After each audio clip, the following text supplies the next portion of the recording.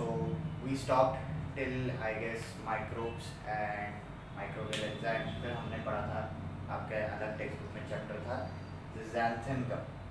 ज़ैंथेन गम एक ऐसा पर्टिकुलर गम है, बहुत कम क्वांटिटी में यूज होता है, which is used in your ice creams, dairy products, mostly ice creams है, आपके मिल्क शेक्स है, आपकी पुडिंग्स है, आपके केक्स है, जिससे क्या होता है वो उसको उस पर्टिकुलर फूड को, उस पर्टिकुलर डिश को एक डेंस टेक्सचर दे रहे हैं। डेंस मतलब उस पर्टिकुलर डिश को गाढ़ा करता है।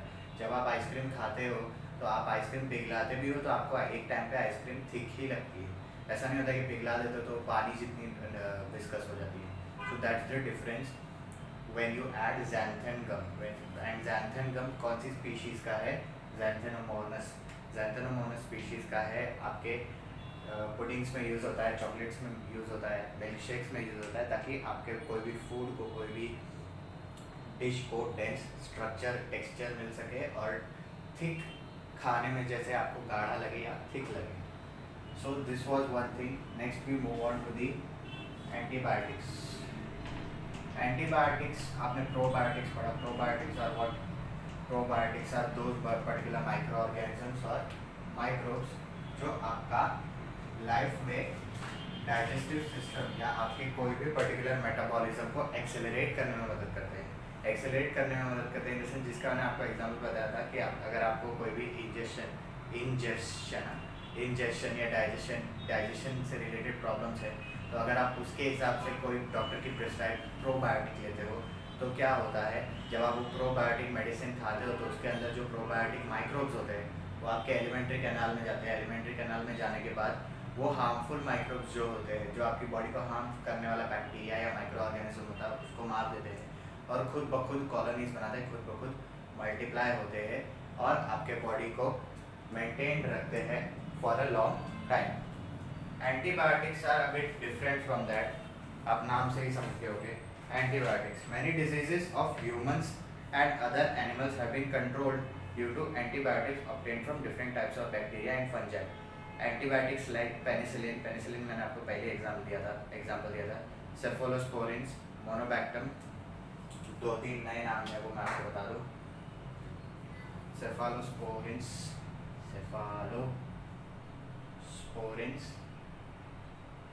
फिर आपका है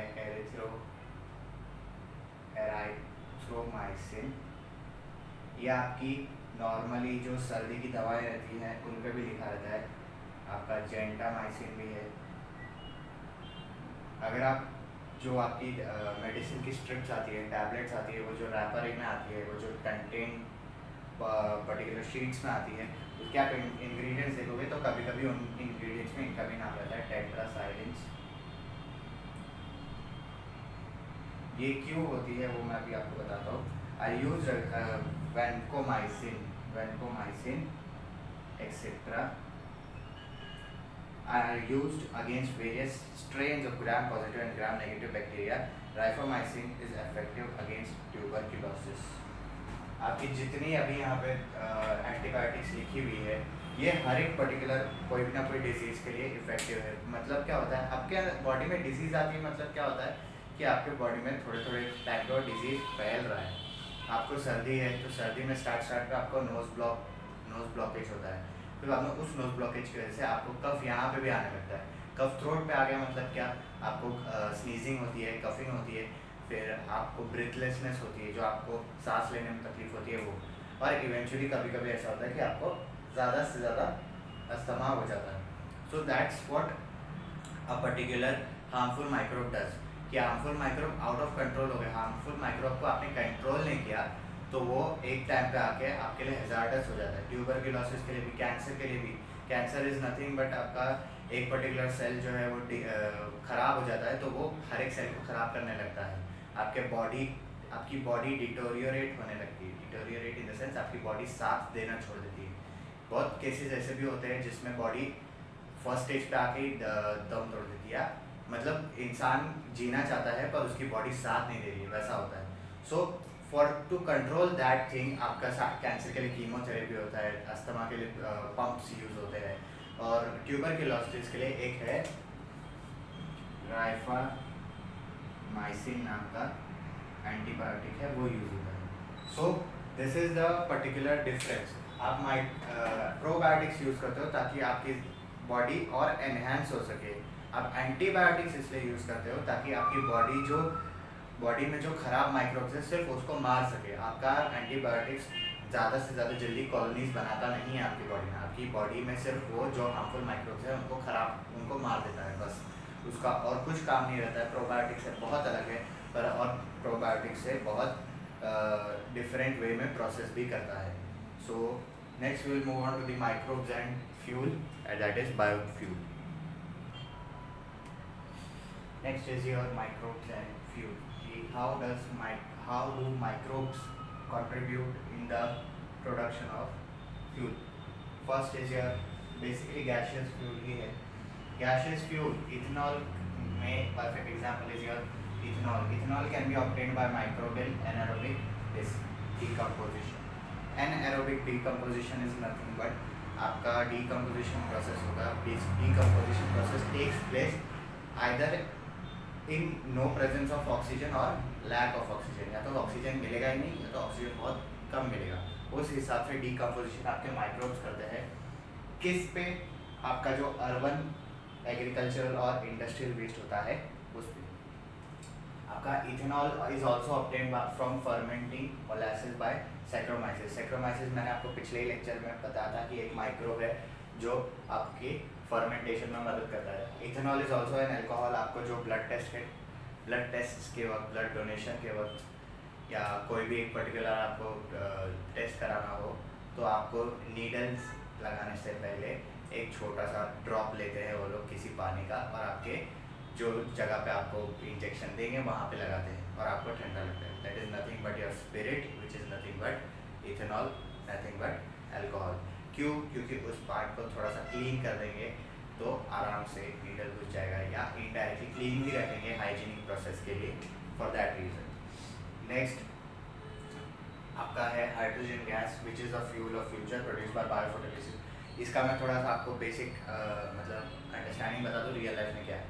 हम अभी तक पेट्रोल यूज़ कर रहे हैं, डीजल यूज़ कर रहे हैं। We are using petrol, diesel which is effective but very harmful to the environment. But when we will be using hydrogen fuel, when we will be using hydrogen gas, so आपका basic ये क्या हो जाएगा, आपका फ़ायदा ये होगा कि एनवायरनमेंट को कम नुकसान होगा और आपका फ्यूल बनने के लिए ज़्यादा टाइम लगता है तो हम डायरेक्टली हाइड्रोजन गैस हम खुद ब खुद प्रोड्यूस कर सकते हैं, जिसकी वजह से क्या हो सकता है आपका लैक्स ऑफ मनी बचता है कोई भी कंट्री का या स्टेट का या सिटी का अगर वो हाइड्रोजन गैस के ऊपर चलने को तैयार हो जाती है तो। और हाइड्रोजन गैस बायोफोटोलिसिस, जो यहाँ पे वर्ड लिखा है बड़ा सा, biophotolysis of water in photo reduction, आपको पता था वो। Biophotolysis of water is nothing but आप वाटर का जो कंटेंट है हाइड्रोजन एंड ऑक्सीजन उसको आप डिसएसोशिएट करते हो, उसको आप सेपरेट करते हो through what? Through radiant energy which is nothing but your sunlight. Sunlight के थ्रू एक केमिकल प्रोसेस होती है या केमिकल रिएक्शन होता है जिससे पूरा कंपाउंड जो है वो ब्रेक हो जाता है हाइड्रोजन और ऑक्सीजन में, जिसका मतलब क्या होता है कि वो बायोफोटोलाइसिस के थ्रू प्रोसेस से थ्रू जाता है। और इस मतलब ऐसा प्रोसेस जिसमें सनलाइट आपका पर्टिकुलर कंपाउंड डिसोशिएट कर रही है उसको फोटो रिडक्शन कहते हैं। मतलब कोई भी रिएक्शन जिसमें सनलाइट यूज़ हो रही है, रेडिएंट एनर्जी यूज़ हो रही है, उस प्रोसेस को फोटो रिडक्शन भी बोलते हैं। एंड देन आपका है बायोफ्यूल। बायोफ्यूल में आपको बेसिक अंडरस्टैंडिंग दे देता हूँ बायोफ्यूल क्या होता है। बायोफ्यूल आप लोग बेसिकली अपनी डे टू डे लाइफ में एक्सपीरियंस करते हो और यूज़ करते हो उसके। Biofuel is important among the renewable source of good energy. These fuels are available in solid, that is coal, dung, crop residue, liquid, vegetable oils, alcohol, gaseous, gobar gas, coal gas forms. These fuels are easily available and in plenty of quantity. These are reliable fuels of the nature.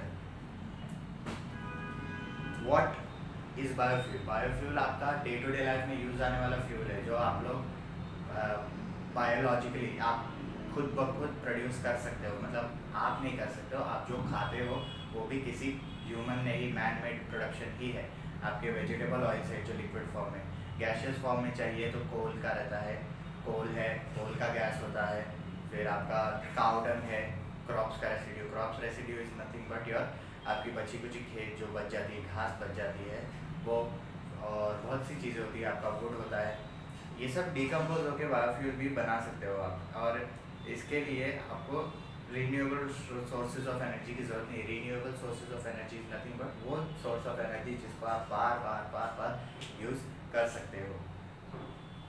Next is your land filling sites. Land filling sites I don't think so किसी ने इसकी advertisement दी होगी सरकार ने, but land filling sites are very important these days.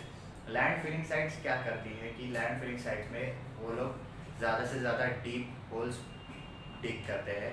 डिग करने के बाद उसमें से जो एग्रीकल्चरल वेस्ट होता है, इंडस्ट्रियल वेस्ट होता है और सीवेज वेस्ट होता है। सीवेज मतलब आपका गटर का जो वेस्ट होता है वो एक पर्टिकुलर होल में डाल देते हैं और फिर बाद में उसके अंदर मीथेन गैस डाल के उसको बंद कर देते हैं।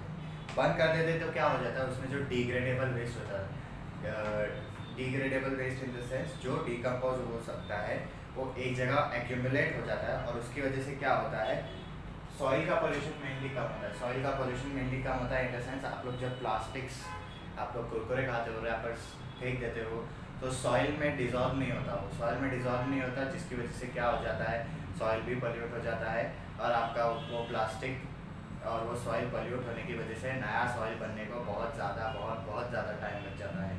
सो आपका सॉइल पोल्यूशन कम होता है और वो उसी के अंदर ही लैक ऑफ ऑक्सीजन, मतलब ऑक्सीजन के साथ ही मीथेन के साथ वो पूरा जो कचरा है अंदर वो डीकम्पोज होके आपको इनडायरेक्टली कोई ना कोई एक फॉसिल या एक फ्यूल के तौर पर मिलता है या आप उसको वापस से रिसाइकल कर सकते हो। Large pits are dug in open spaces far away from residential area and those pits are lined with plastic sheets as a precaution against pollution of soil due to leaching is nothing but release of toxic and harmful materials। आप लोग कभी try मत करना, पर मैं आपको एक basic example देता हूँ कि कभी आप ऐसा करो कि एक साल तक एक पानी की बोतल है, उसके अंदर पानी भर दो और उसको बाहर ही रखो, फ्रिज में मत रखो पर बाहर रखो, आप एयर टाइट बंद कर दो पूरा उसको। आप देखोगे कि थोड़े टाइम वो एक साल बाद जब आप वो पानी पीने जाओगे तो आपको पानी बहुत बकवास टेस्ट आएगा। बकवास इन द सेंस बहुत सारा टेस्ट या एसिडिक टेस्ट आएगा। क्यों आएगा? क्योंकि पानी में उसका प्लास्टिक लीच कर गया, उसका प्लास्टिक पानी के साथ इतना मतलब हल्का मिक्स हो गया बट उस पानी को इतना हार्मफुल बना गया कि वो पीने लायक नहीं रहा। सो इसलिए वो लोग क्या करते हैं, जब होल्स डिग करते हैं तो उसके आजू बाजू होल्स के बॉर्डर पे प्लास्टिक्स लगा देते हैं ताकि कुछ भी लीच हो तो प्लास्टिक पे हो और वो सॉइल के अंदर जाए नहीं, जो नेचुरल सॉइल है उसमें। Compressed waste is dumped in the pit, it is covered with layers of soil, sawdust, leafy waste and specific biochemicals, bioreactors are mixed at some places, microbes present in soil and other top layers decompose the waste। आपका उसको वो लोग पूरा cover कर देते हैं, मिट्टी से कवर कर देते हैं, सॉडस्ट से कवर करते हैं, लीफी मटेरियल्स पत्तों से भर देते हैं, तो उसके अंदर जो माइक्रोब्स होते हैं वो उस वेस्ट को डिकम्पोज करने लगते हैं, वो उस वेस्ट को ब्रेक डाउन करने लगते हैं। Best quality compost is form after few days, थोड़े दिनों बाद वो एक बेस्ट क्वालिटी कंपोस्ट मिलता है, आपको एक मिक्स मिलता है। Such land filling sites can be reused after removal of compost. और ऐसा, और ये कॉमन चीज़ है कि एक बार वहाँ से सामान निकाल दिया तो आप उसको थोड़ा सा रिनोवेट करके फिर से उसको यूज़ कर सकते हो उसी होल को। Next is your sewage management. In villages domestic sewage is disposed of either in nearby soil or in biogas plant. However, in cities, sewage needs to be carried to processing unit and acted upon by microbial process। मतलब गांव में क्या होता है कि गांव में लोग या तो एक ओपन स्पेस में या तो एक बायोगैस प्लांट में सारा अपना सीवेज का कचरा डंप कर देते हैं, पर सिटीज़ में या अर्बन टाउन्स में ऐसा नहीं होता। अर्बन टाउन्स में ऐसा इसलिए नहीं होता क्योंकि हमको एक प्रोसेस्ड आउट लेआउट चाहिए, एक प्रोसेस्ड आउटलेट्स चाहिए अपने सारे सीवेज का। सीवेज इज़ नथिंग बट आपकी जो गटर होती है नीचे घर के, आपके फुटपाथ जिस पर बने हुए वो। Microbes which can decompose any compound as well as destroy pathogens of cholera, typhoid are mixed with sewage.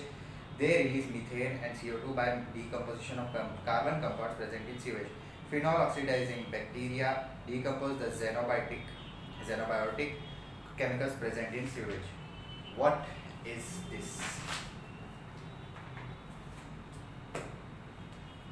आप लोग कभी कभी अगर गटर के ऊपर से जाते हो, फुटपाथ पे से जाते हो, तो कुछ गटर अगर खुले होते हैं बहुत ज़्यादा, मतलब कुछ कुछ के होल्स रहते हैं या कुछ कुछ का छोटा गैप रहता है और कुछ कुछ का बड़ा गैप रहता है, तो आप जब उन पर्टिकुलर फुटपाथ से चलते हो तो आपको एक हीट एनर्जी अंदर से ऐसे आता हुआ दिखता है कि हीट इवॉल्व हो गया वहाँ से, और आप चलते हो तो उतने पार्ट तक आपको गर्म लगता है।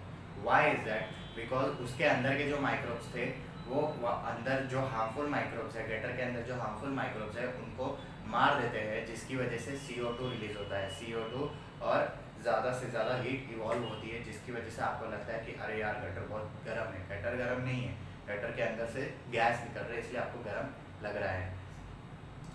फिर बाद में आप देखते हो कि एक टाइम पे क्लॉग जम जाता है। क्लॉग जम जाता है मतलब इन द सेंस कि आपकी गटर जो है जाम हो जाती है, तो फिर बाद में आपके BBMC वाले आते हैं और फिर बाद में उस गटर को अनक्लॉग करते हैं या उसको साफ़ करते हैं, तो पानी वापस से अच्छे से फ्लो होता है। ये क्यों होता है?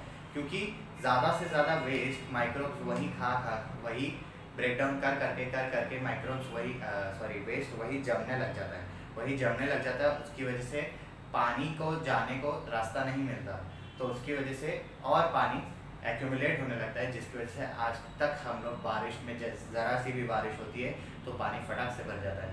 That is the main problem. हमारा ड्रेनेज सिस्टम अभी तक फुली अपडेटेड नहीं है, जिसकी वजह से हम हमेशा 4 महीने में कम से कम 7 या 5 या 6 बार एज फ्लड अनाउंस कर देते हैं हमारे टाउन में, और हमको फिर बाद में इसी का भुगतान करना पड़ता है या इस भुगतना पड़ता है। So this is one difference कि आपका ड्रेनेज सिस्टम क्लीन नहीं है, आपके अंदर जो उसके अंदर जो माइक्रोब्स है वो इतने भी ज़्यादा एक्टिव नहीं है, या फिर आप बोल सकते हो कि वो इतने हार्मफुल है कि लोग उसमें उतर भी रहे हैं तो उनको प्रोटेक्शन नहीं है, पर फिर भी वो लोग काम कर रहे हैं। So respect those particular workers who are cleaning the gutters, who take the garbage away, those are the real people। वो कचरे वाले नहीं हैं, हम कचरे वाले हैं, उनकी रिस्पेक्ट करो। सीवेज मैनेजमेंट हो गया, लैंड फिलिंग साइट्स हो गया, microbes and fuel, biofuel, antibiotics, xanthan gum हो गया। आपका एक last thing, microbial pollution control. Solid waste, sewage and various pollutants are ever increasing with increase in pollution. Along with it, ever increasing diseases and degradation of environment are worldwide problems. Especially cities in densely populated countries like India are affected with these problems. Life of the future generations will be difficult if these problems are not solved at right time and to right extent. Let us see role of microbes in environment. ये अभी जो मैंने आपको समझाया land filling sites का है, sewage management का है, माइक्रोब्स एंड फ्यूल बायोफ्यूल का है, ये सब पर्टिकुलर एग्जांपल्स हैं कि हम कैसे एनवायरनमेंट को बचा सकते हैं। क्योंकि हमारा देश India is a very densely populated country, यहाँ पे पॉपुलेशन इतनी ज़्यादा है, और प्रॉब्लम ये है पॉपुलेशन ज़्यादा होने की वजह से हम हर एक पर्टिकुलर प्रॉब्लम पे ध्यान नहीं दे पा रहे। अगर हम एनवायरनमेंट पे ध्यान दे देंगे और जितना ये सब clean process, eco friendly process करके क्लीन बनाएंगे एनवायरनमेंट को, उतना ही हमारी फ्यूचर जनरेशन के लिए अच्छा होगा यहाँ पे रहना। Otherwise it will be very hectic. अगर आप देख सकते हो, आपने कुछ न्यूज़ में पढ़ा होगा कि पंजाब से कैलाश पर्वत दिख रहा है या कोई सा तो पर्वत था वो दिख रहा है, जो बहुत सालों बाद दिख रहा है। तो ये प्रॉब्लम हो गया पॉल्यूशन की वजह से। आपका ओजोन लेयर हील हो रहा है। आप लोग देख सकते हो कि मुंबई का सबसे लेस ppm था इस पर्टिकुलर महीने में, 2-3 महीने में। ppm इज़ नथिंग बट कितना एयर क्लीन रहता है उसका मेजरमेंट रहता है, एक सर्वे रहता है। तो Mumbai was the cleanest for after I guess 20 years. तो आप सोच सकते हो कि अगर थोड़ा सा भी हम लोग ध्यान देंगे तो कितना बड़ा डिफरेंस अचीव हो सकता है। So this is what was given in microbial pollution control, land filling site, sewage management and fuels and biofuels. Antibiotics तो मैंने आपको बता ही दिया कि antibiotics are related to your human body and human diseases. So आज के लिए बस इतना ही। Till then take care, stay home, stay safe.